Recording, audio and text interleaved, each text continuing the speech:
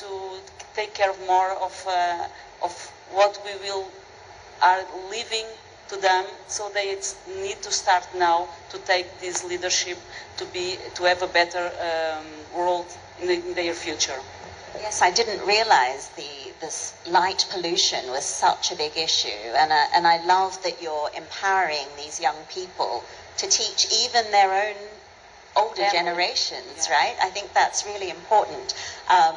Because if you can't teach the people around you, how can you help educate tourists as well? And I think this is really important. Tuan, coming back to you, how are leaders, how are the young people in Thai High taking a leadership role? How are they helping to foster Thai High tourism initiatives? Với giới trẻ ở làng chúng tôi thì chúng tôi có trao quyền cho giới trẻ và toàn bộ những con em mà sau khi đi du học ở nước ngoài, ví dụ như ở Australia hay là ở Singapore về hoặc là Thụy Sĩ về, thì cũng trao quyền cho các bạn trẻ để lãnh đạo và định hướng dẫn dắt bản làng.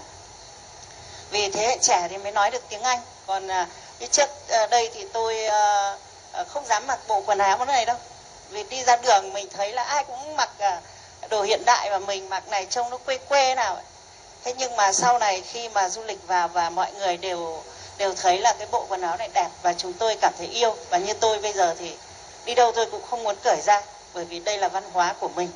Thế và giới trẻ của chúng tôi cũng vậy, sau khi các bạn học về và điều hành ở làng thì các bạn cũng gìn giữ rất là tốt văn hóa, bởi vì chúng tôi tập trung đưa cái văn hóa Tây và đưa cái gìn giữ về môi trường rồi văn hóa cho các bạn từ lúc còn nhỏ đến lúc hết 12 tuổi. Sau 12 tuổi thì các bạn dù có đi học ở đâu rồi cũng đến khi thấy yêu văn hóa và yêu những cái sự sống hạnh phúc ở làng chúng tôi, các bạn đều quay về cả. Thế và hiện tại thì ở làng chúng tôi cơ bản là những bạn mà có trình độ, tức là được đi du học ở các nước về và đang điều hành dẫn dắt bản làng. Xin cảm ơn ạ.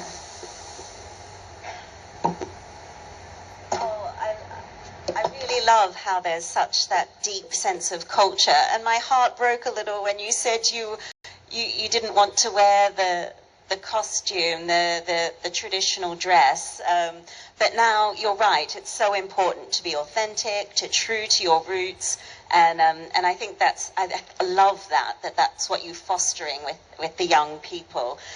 So we are running out of time. So just to sum up, what are some of the key takeaways, I guess, you would give to the audience here? That what are the lessons learned from your village? We'll start with you, Tuan, and we'll go down the line. The key takeaways for the villagers to harness the youth and to keep them there.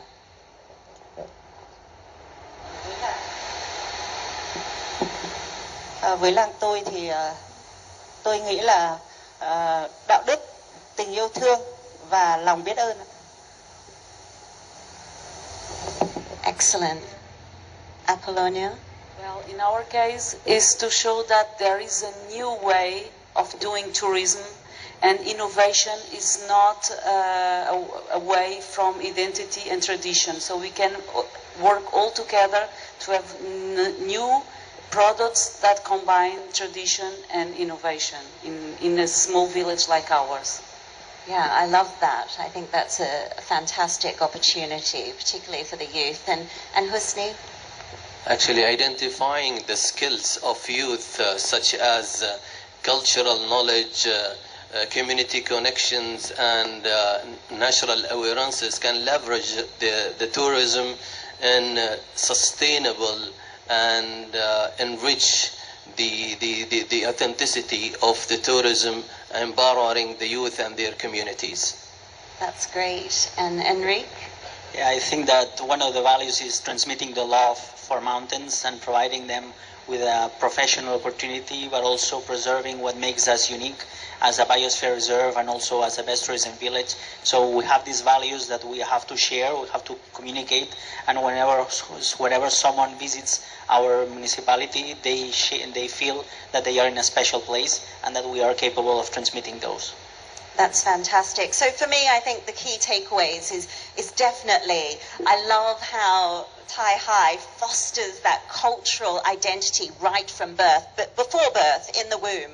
I love that because I think that really is key, and I love that all their youth, after studying abroad, they want to come back. That's a real testament to the strength of the village. And as you say, you know, giving the youth ownership, it's what we need to do, and they're a great way to bridge modern and old, and to make the old traditions relevant to modern people.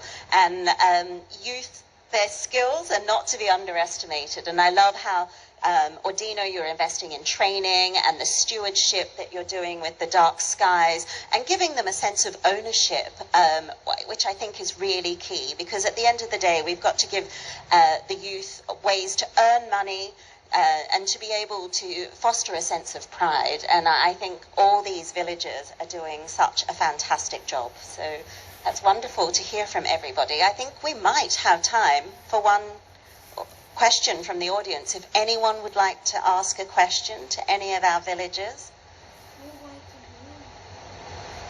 We have 2 minutes. Oh, look, we've got a few hands. Okay, over here.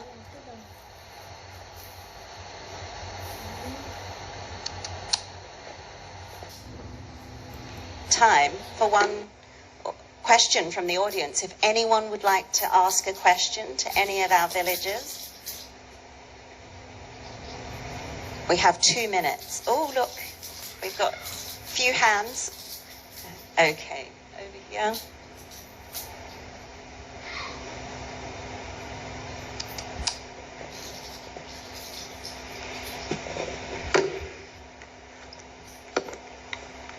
Hello, good afternoon. My name is Gil.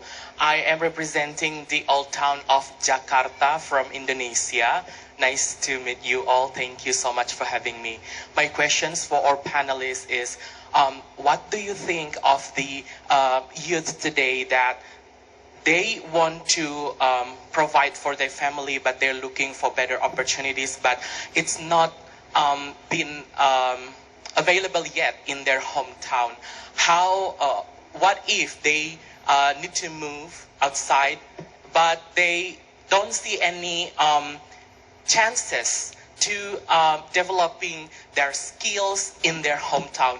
Should they create the movement or the initiative by themselves, or how to you know, equip these young people when they have the skills but they don't know the community or the people that can, you know, grow together with them?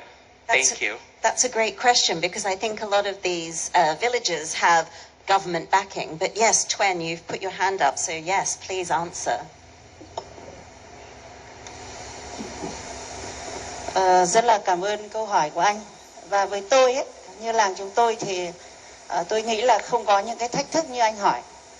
Bởi vì ở làng chúng tôi ấy, thì cả làng, từ trẻ con cho đến người già, ai cũng cảm thấy sống rất là hạnh phúc. Bởi vì ở làng chúng tôi là mở mắt ra là 150 bà con ăn buffet từ sáng đến tối ngày 3 bữa. Và mọi người không cần phải lo đến chuyện là mình tự nấu ăn. Và cứ đến bữa thì đi ăn. Và ở làng chúng tôi ấy, tất cả bà con trong làng ấy là cảm thấy là mình được làm việc, chứ không phải là phải làm việc ạ. Nên là mọi người rất yêu quý văn hóa của mình, và rất là yêu quý bản làng của mình, và yêu quý đất nước của mình. Vâng, tôi xin hết ạ.